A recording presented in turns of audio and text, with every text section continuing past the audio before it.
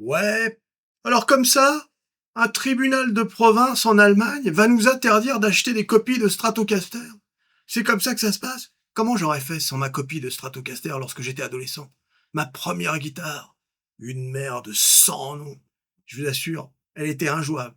Et pourtant, j'ai appris 70% de ce que je sais jouer aujourd'hui sur cette guitare de merde. La Stratocaster, c'est ma guitare préférée. Regarde.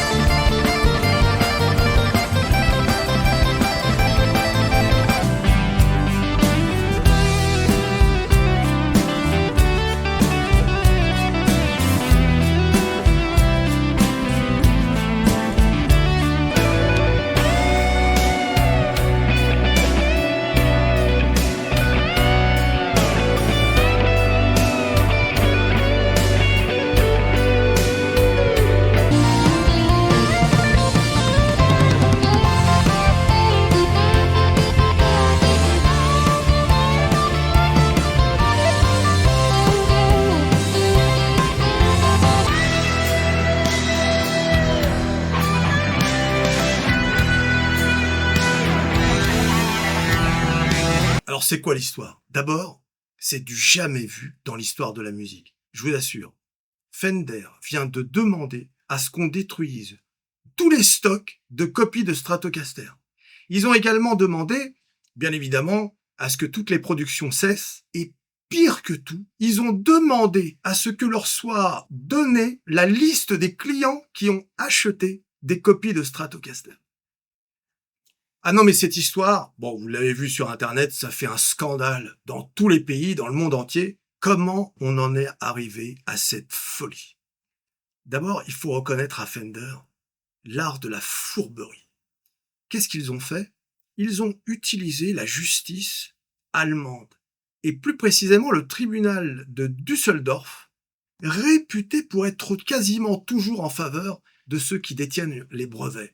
Et la loi européenne stipule que dans chaque pays, il y a, pour harmoniser, si vous voulez, les décisions concernant les copyrights, eh bien, chaque pays dispose d'un tribunal, on va dire, assermenté pour juger ce genre d'affaires. Et si ce tribunal, que ce soit à Paris ou à Düsseldorf, prend une décision, cette décision s'applique dans toute l'Union européenne. Et pas seulement dans le pays dans lequel cette décision a été prise. Donc ça, c'est déjà la première chose. Donc Fender, qu'est-ce qu'ils ont fait? D'abord, ils ont engagé un cabinet d'avocats, Bird and Bird, l'un des plus requins que tu puisses trouver sur Terre. Bah, tu sais comment ça marche aux États-Unis. Les avocats, leur réputation n'est plus à faire. Donc ils sont allés à Düsseldorf, dans ce tribunal zélé en faveur des déteneurs de brevets, et ils ont attaqué une boîte quasi fantôme, un vendeur de guitares de copies de Strat sur AliExpress. Le nom c'est Yiwu Philharmonic. Il savait pertinemment, bien évidemment, que ce constructeur chinois, qui en a rien à faire de l'Union européenne, ne se présenterait jamais au procès. Résultat, le tribunal, qu'a-t-il fait? Il a statué en faveur de Fender. Le tribunal se défend en disant que il n'a fait qu'appliquer la loi. En l'absence de débat contradictoire, alors le plaignant, repart avec ce qu'il est venu chercher, c'est-à-dire la victoire.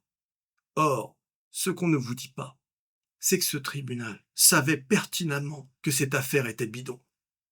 En temps normal, le tribunal aurait dû rejeter la plainte de Fender. C'est ce qu'on appelle de l'abus de pouvoir.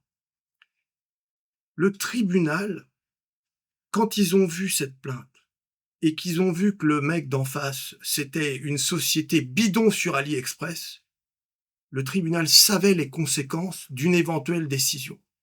Et il a quand même décidé de porter l'affaire et de faire comme si tout était normal. Donc beaucoup de gens disent que le tribunal n'a fait que respecter la loi. Non, le tribunal de Düsseldorf est complice de cette folie qui est en train d'arriver dans le monde de la guitare. Il faut le dire, ce tribunal est complice. Fender avait déjà perdu ce procès aux États-Unis en 2009. Le tribunal des États-Unis avait dit que la forme des Stratocaster était beaucoup trop répandue désormais, que c'était devenu un standard pour pouvoir réclamer un copyright sur la forme de la guitare. Donc pour les États-Unis, l'affaire était entendue. Et donc le tribunal européen a statué que cette guitare n'a plus une forme devenue totalement standard dans le monde de la guitare, mais est devenue une œuvre d'art qu'on ne peut pas copier. Voilà, au même titre qu'un tableau de Picasso ou je ne sais quoi. Alors, le monde de la guitare, vous l'avez certainement vu sur les réseaux sociaux, est furieux, et l'ironie de la situation, et c'est pour ça que on pourrait bien sûr blâmer les Allemands et leur tomber dessus comme jamais, mais au final, cette décision de ce tribunal allemand va faire une victime, et pas des moindres. Une des plus grosses victimes de cette décision n'est ni plus ni moins que Thomann, c'est-à-dire le plus gros magasin de musique au monde. Vous savez, c'est une fierté pour les Allemands, Thomann. Et c'est pas rien quand même. On aurait eu tendance à penser que c'était Sweetwater aux États-Unis ou un magasin britannique. Non, non, non. C'est Thomann, le plus gros magasin au monde de tout. J'allais dire de guitare, mais en fait de tout. Et qui va payer? C'est bien sûr Thomann avec sa marque Harley Benton et ses copies de Stratocaster à 200 €. Alors comme vous l'avez vu, on a une entreprise de guitare qui tout à coup se réveille et qui se dit on va faire un coup. Et comment c'est possible?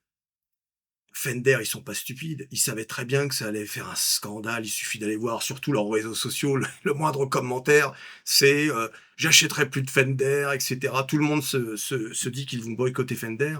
En fait, il faut comprendre qui est derrière Fender. Fender est possédé par Servco. C'est ce qu'on appelle une boîte de private equity, c'est-à-dire une boîte de capital investissement, d'accord? Ce sont des gens qui investissent dans des boîtes. Ils en ont rien à faire de guitare. Demain, ils vendront de la farine et après-demain, des éoliennes. Pour eux, quand tu leur dis on est scandalisé, ils en ont rien à foutre. L'oseille, il y a que ça qui compte. Pourquoi pas d'ailleurs pour une entreprise? Mais il faut pas croire que derrière Fender, il y a les héritiers de Léo Fender ou des mecs dans les ateliers et c'est eux qui décident. Non, là, ce sont que des financiers. Et d'ailleurs, tu t'es pas surpris quand tu vois la boîte d'avocats qu'ils ont prise pour cette affaire. Ces gens-là, encore une fois, ne font pas dans la dentelle. Ils sont pas là pour vous faire plaisir. Ils sont là pour faire de l'oseille. Or, pendant le Covid, Fender a fabriqué de nombreuses guitares, parce que pendant le Covid, les guitares se vendaient comme des petits pains. Et les gens étaient coincés, ils savaient plus quoi faire. Alors il y en a qui, ah bah tiens, je vais apprendre à jouer du piano. D'autres, je vais faire un peu de dessin et d'autres de la guitare. Le problème, c'est que Fender a construit, ils se sont retrouvés avec des stocks de guitares invendus. Dans le même temps, il y a eu toutes ces guitares, ces marques bon marché, comme Harley Benton, Sire, etc., qui proposent des guitares de 200 à 500 €.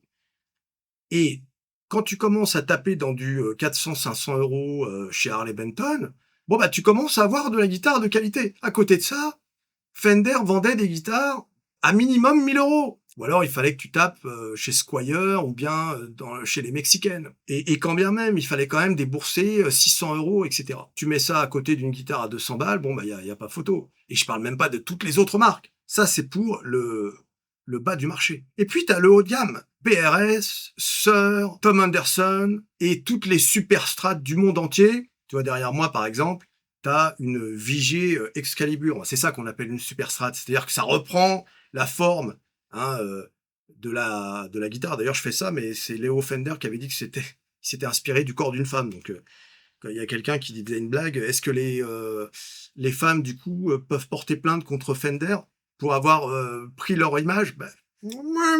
Ah, je vous dis, cette affaire, elle n'est pas prête d'être terminée. Donc, Fender, qui n'arrivait plus à vendre ses guitares, et résultat, ils ont été obligés de baisser leurs tarifs et de faire beaucoup de promotions, etc.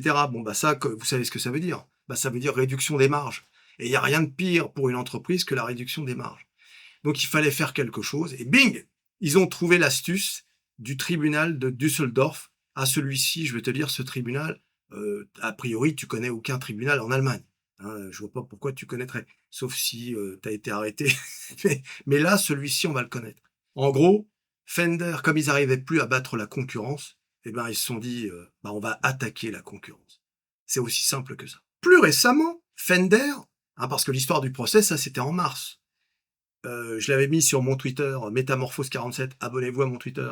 Le cabinet d'avocats Bird Bird a envoyé des lettres à tous les fabricants de copies de Strat, y compris aux États-Unis, pour leur dire ce que je vous disais tout à l'heure, arrêt des ventes, rappel et destruction des stocks, et bien sûr dommages et intérêts, à la totale. Hein. Donc ça c'est le fameux cease and desist. Là, on est vraiment dans la terreur. On veut faire peur. Je vais vous dire après dans la vidéo, le but de toute cette terreur de Fender. Fender, je vous l'ai dit, exige des magasins qu'ils fournissent les listes de données personnelles et l'historique d'achat des clients. Alors pourquoi ils demandent ça? Parce que c'est vrai, on pourrait se demander, mais pourquoi ils font ça? Bah, en fait, c'est pour évaluer le manque à gagner. C'est pour revenir dans l'historique de ce qu'ils ont perdu en quelque sorte. En gros, qu'est-ce qu'ils vont dire au tribunal quand ils vont demander les dommages et intérêts? Ils vont dire, regardez, Thomann a vendu tant de copies de Strat, on a la liste des clients. Il y en a pour 2 millions d'euros. Nous voulons ces 2 millions d'euros. Voyez, c'est comme ça qu'ils veulent. C'est pour ça. Bien évidemment, c'est interdit par la loi européenne. C'est la loi qu'on appelle RGPD. Hein. C'est pour protéger les données, les données des citoyens européens. Oui, là-dessus, l'Europe est très sévère. Hein. C'est pour ça qu'il y a qu'en Europe que tu sais, quand tu vas sur un site internet nouveau, tu as le truc qui s'affiche pour effacer les cookies et tout ça. Ça, c'est l'Europe qui impose ça. Ah oui, là-dessus, l'Union européenne, quand elle s'y met, ça rigole pas. Hein. Alors vous allez me dire, mais pourquoi des entreprises américaines reçoivent cette lettre? Comme par exemple LSL Instruments. Eh bien tout simplement parce que Bird Bird, le cabinet d'avocats, donc Fender, dit à ces gens, certes, cette décision ne s'applique pas aux États-Unis, sauf que vous exportez en Europe. Et sachez que si vous envoyez des Fender, des copies de Strat en Europe, elles seront détruites à la frontière. Voilà. Et en plus, et alors ça c'est le pire du pire, ils vont dire aux fabricants, sachant que parmi les plus gros vendeurs de guitares, ce sont les vendeurs comme eBay ou Reverb.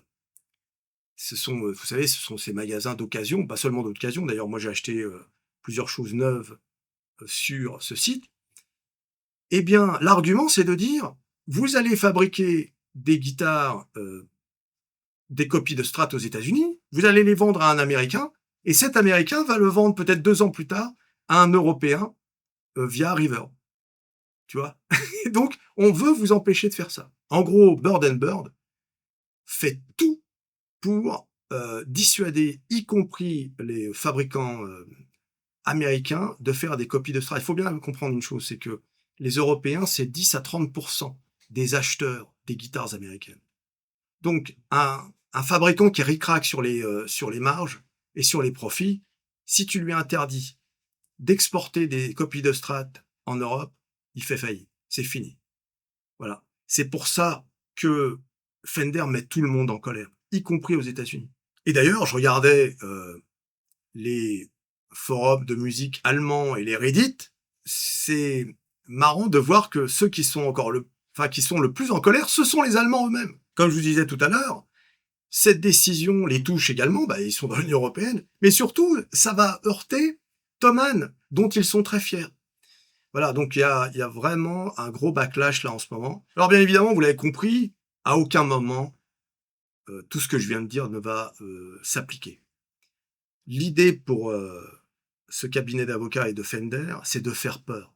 De faire tellement peur qu'ils vont forcer tous les fabricants, comme Harley Benton, Thomann, Sire, PRS, etc., de payer une licence par guitare vendue. 10, 15, 20 dollars, peu importe. C'est ça le but en fait. Et au final, vous verrez que si cette décision de justice n'est pas renversée, c'est ce qui risque de se passer. Le problème, c'est que les Chinois, ils vont pas payer. Ils vont pas s'emmerder à payer. Donc, qu'est-ce qu'ils vont faire? Ils vont modifier les guitares au maximum, parce que c'est pareil. c'est quoi une copie de Strat? C'est d'avoir ces 2 creux là? Voilà. Ben ça, c'est facile, hein, de dire que pour avoir accès aux aigus, bah, tu es obligé d'avoir ce creux. Alors tu vas me dire: «Oui, mais tu peux faire une guitare genre les V là, de chez Gibson là». Mais, heu, en gros, tu mets tout le monde au chômage, tu vois? C'est pour ça que ça va être difficile. Est-ce que c'est les 3 micros alignés, le sélecteur, de 5 positions, l'entrée de jack, la plaque qui est quand même assez symbolique, le pickguard, tu vois? Qu'est-ce qu'une Stratocaster? C'est ça la question. Beaucoup changent la tête. Parce que c'est vrai que si tu copies en plus la tête, ça fait un peu too much. Bon, PRS, ils ont leur tête bien à eux. Tom Anderson, Sir, je crois qu'ils changent la tête aussi. Je me souviens même plus d'ailleurs. Voilà. Alors en fait, dans cette histoire, la seule façon que l'histoire se renverse, c'est que les géants de la guitare, enfin les géants, pas aussi géants que Fender bien sûr, mais qui se regroupent par exemple, qui se regrouperaient comme par exemple PRS, Ibanez, ESP et même Thomann par exemple. Encore que Thomann c'est un cas à part, parce qu'ils font quand même de l'oseille à vendre des Fender, hein. Ils vendent beaucoup de Fender, hein. Donc c'est pour ça, s'il y a 2 parties qui peuvent se mettre d'accord, je pense que le plus facilement c'est Thomann et Fender. Et là pour le coup, ce serait un consortium qui viendrait avec des arguments et qui viendrait dire que ça fait 70 ans qu'on fait des copies de Fender et qu'il n'y a plus rien à faire, que c'est passé dans le domaine public et que cette histoire de copyright d'œuvres d'art, c'est du flan et que bien évidemment cette décision doit être renversée. Voilà, ça, c'est la meilleure chose qui puisse arriver. La pire des choses, c'est que rien de tout ça se passe et que ça finisse avec des accords et des paiements de licences. Ah, bien évidemment, vous pensez bien que les licences qui vont être payées par les constructeurs vous seront facturées. Ça veut dire que la guitare que tu payais 200 € chez Thomann, tu l'auras à 250. Voilà, ce sera la taxe Fender, on appellera ça. Et bien sûr, derrière ça, qui va emboîter le pas? Bah, Gibson. Oui, les amis, Gibson va dire: «Ah bah, ça a marché avec Fender, on va faire la même chose». Et bien sûr, le tribunal n'aura d'autre choix que de donner raison à Gibson. Sinon, là Düsseldorf, là, c'est plus possible, tu vois? Voilà, alors, je pense que je reviendrai sur d'autres vidéos, concernant cette histoire parce que c'est tellement énorme. Et puis, il faut parler aussi de ce tribunal plus en détail parce que c'est pas normal cette histoire. Ce qui me permet d'ailleurs de dire la chose, la plus évidente de ce dossier. D'où vient cette affaire? D'Allemagne, mais plus précisément, l'Union européenne. Tout comme avec la tech, tout comme avec l'IA, tout comme avec l'automobile, l'Union européenne, plutôt que d'innover comme les Asiatiques ou les Américains, légifère. Ça, pour ça, on est champion, pour légiférer. Quitte même à se tirer une balle dans le pied, comme c'est le cas avec cette affaire de Fender. Mais c'est pas la seule affaire. Les panneaux solaires. Si vous regardez un peu mes chaînes MetaTime et Métamorphose 47, la réglementation sur les voitures, qui a fait que les constructeurs européens sont dans une merde sans nom, contrairement aux fabricants chinois. Voilà. L'Europe, dans toute sa splendeur, qui se tire une balle dans le pied chaque fois qu'elle en a l'occasion. Et alors cette loi qui est extraordinaire, qui s'applique à tous les Européens. 3 juges allemands prennent une décision et ça a un impact sur 500 millions de personnes. Bon, il n'y a pas 500 millions de guitaristes, mais t'as compris. Et ça pourrait avoir un impact dans le monde entier. Tu vois un peu? Et je vous dis, cette histoire de tribunal, c'est une affaire qui n'est pas aussi claire qu'on veut le prétendre. Il y a de la complicité dans cette affaire. Cette affaire, quand elle a été présentée au tribunal, elle aurait dû finir à la poubelle. À aucun moment les juges n'auraient dû traiter cette affaire. Voilà, alors, et le dernier point, c'est bien sûr l'appel au boycott. J'entends par là tous les influenceurs, etc. Tout le monde appelle au boycott de Fender. Je vous arrête tout de suite, ça marchera pas. Quand bien même ça aurait un impact dans un premier temps, au final, la marque est tellement ancrée dans l'imaginaire collectif que le type qui a toujours rêvé d'avoir une Fender, il va acheter une Fender, tu vois? T'auras beau lui proposer des copies à 200 € ou même des copies haut de gamme à 4000 balles, s'il veut le logo Fender, s'il veut cette fameuse tête, tu vois? Ça, c'est une Plus de luxe de 2010, avec, le logo Fender, tu sais? Et derrière écrit Made in USA, je peux te garantir qu'il en a rien à faire, il va acheter cette guitare. La réalité, c'est que le boycott ne fonctionnera pas, hein, je vous le dis tout de suite. C'est une quasi-certitude. Oui, ça va donner un coup à l'image de Fender, comme Gibson d'ailleurs s'en est pris plein la tronche, à maintes reprises pour ses décisions, incroyables. Dans cette affaire, il peut y avoir un effet positif. En supposant que Fender arrive à ses fins, on peut imaginer un effet positif. Eh bien, c'est que les constructeurs de guitares innovent et arrêtent de faire justement des copies de Strat et font des guitares un peu modernes, un peu, tu vois? Un peu changeantes. Ce serait pas mal, après tout. Voilà, bon, en tout cas, c'est ce que j'avais à dire dans un premier temps sur cette première vidéo sur le sujet. À mon avis, il y en aura d'autres.